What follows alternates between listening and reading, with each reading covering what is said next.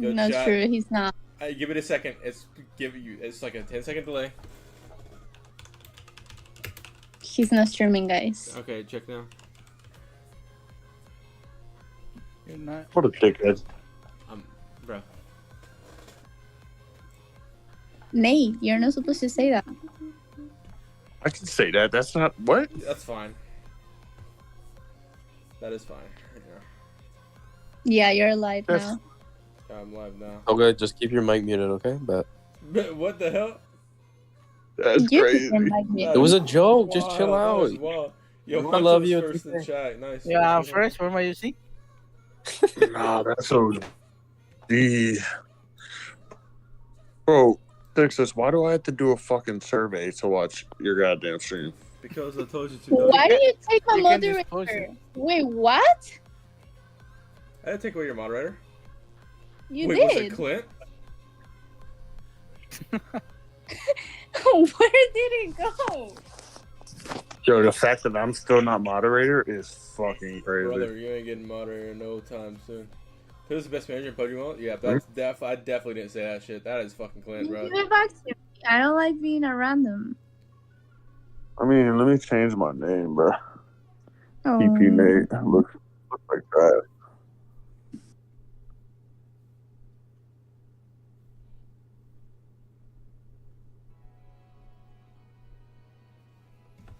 You can't play music on your stream either, can you, Six? No, okay. Will it not get demonetized? Yeah, but I'm not playing it when I'm like in games and shit. I'm just playing it between. So that way, yeah. You should play Me Gusta, no, Me Gusta, tu. Shut up, bro.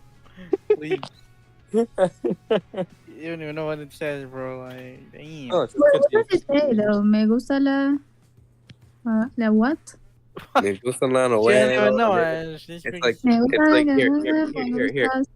Me Here, gusta- I'll like say it, you know, like broken Spanish. It goes, Me gusta la novela, me gusta tu. That's not what it says.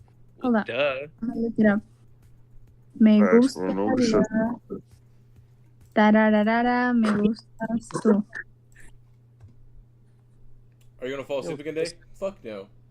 It's Jason Kaplan, dude. I'm saying Oh, it says me right gustan los That's aviones. so sad. I like Just airplanes. wait for one game to take an hour to start. Okay, yeah, maybe. Oh my god, PUBG MOBILE Esports NA? Oh my god, you're in my chat. Oh my god. Oh my god.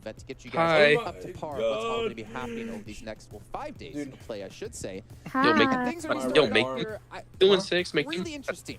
18 teams. Oh, Someone too loud? say Too y'all- loud? Fall this energy? My bad, we've been awake like all day, dog. Can be like Yo era para pasado. 6 of these teams will advance to Me the main gusta bueno, me gusta tu. Me gustan los aviones, vale. Me gustan los aviones. Me Oh my god, Just gusta. PUBG go- Mobile Esports in it. Ciao. Yo, can you Wait, like do- give me all the prizes? And then we have our PMWI event. Toga, do it slow. Toga, do it A slow. lot of money to be won as well. Okay, hold And up. you can Let me see look. the map Okay. order Me too. gustan It's los somewhat different than we've aviones. had, Me in the gustas past. tú. Alright, that was Me not slow at all. What Yeah. the fuck? Okay. Why are you speed Me running that? gustan los Okay, now let's do I'm slow. I don't on even know what the fuck you're saying. Fucking Spanish again. Yo, what does me gusta mean in Spanish? I like.